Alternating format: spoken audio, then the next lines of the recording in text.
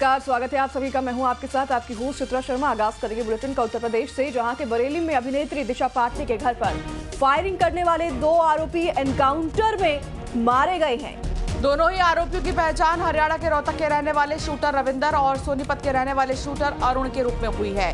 UP STF की कार्रवाई में गाजियाबाद के ट्रॉनिका सिटी में इन आरोपियों का एनकाउंटर हुआ है।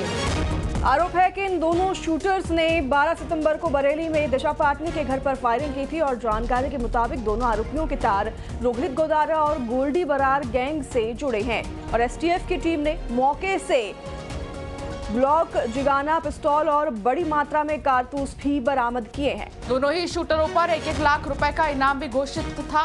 तो ये मोस्ट वांटेड शूटर्स में से आते हैं और इन्होंने ही बरेली स्थित दिशा पाटनी के घर पर फायरिंग की थी और एक पोस्ट भी उसके बाद जो है काफ़ी ट्रेंडिंग में था। वो था रोहित गोदारा का और गोल्डी बराड़ का, जिसमें उन्होंने कहा था कि साधु संतों के अपमान को बिल्कुल बर्दाश्त नहीं किया जाएगा।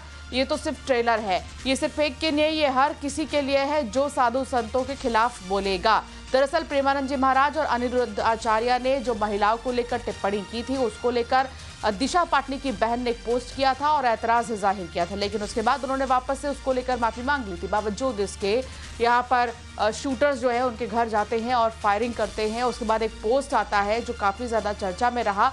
हालांकि ये 2 शूटर जिन्होंने फायरिंग की थी दिशा पाटनी के घर पर, अब दोनों ही मुठभेड़ में ढेर हो चुके हैं। दोनों के पास से ही राइफल्स, गन्स जो हैं मिले हैं। उत्तर प्रदेश के बरेली में अभिनेत्री दिशा पाटनी के घर पर फायरिंग करने वालों का एनकाउंटर हो चुका है और आपको बता दें कि दोनों ही आरोपियों की पहचान हरियाणा के रोहतक के रहने वाले शूटर रविंद्र और सोनीपत के रहने वाले शूटर अरुण के रूप में हुई है।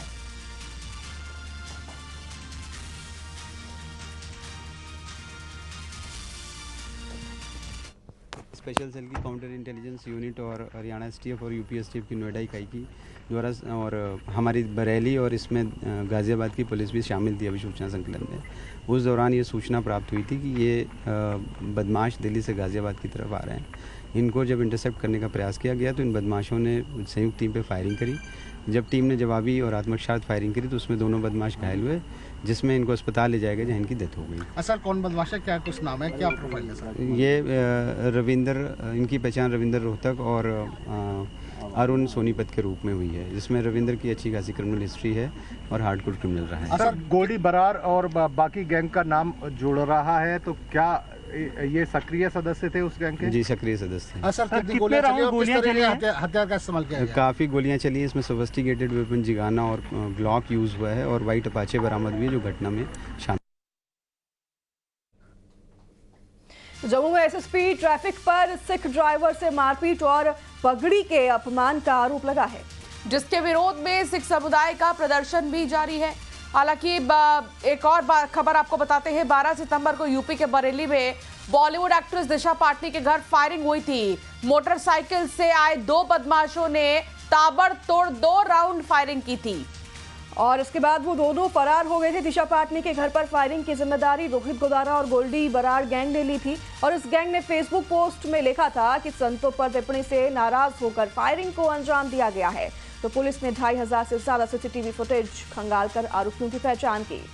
और गाजियाबाद के ट्रॉनिका सिटी में मुठभेड़ के दौरान दोनों ही शूटर रविंदर और अरुण को ढेर कर दिया गया है। निशाने पर एक्ट्रेस दिशा पाटनी और ये 4 तस्वीर आपको दिखा रही हैं। 12 सितंबर को फायरिंग की, संतों के अपमान पर धमकी दी गई, गाजियाबाद में एनकाउंटर हुआ, गोल्डी बरार और रोहित गोदारा का एक पोस्ट भी देखने को मिला जिन्होंने जिम्मेदारी ली इस फायरिंग की। और अब बात करेंगे अगली खबर की। तो जम्मू में एसएसपी ट्रैफिक पर सिख ड्राइवर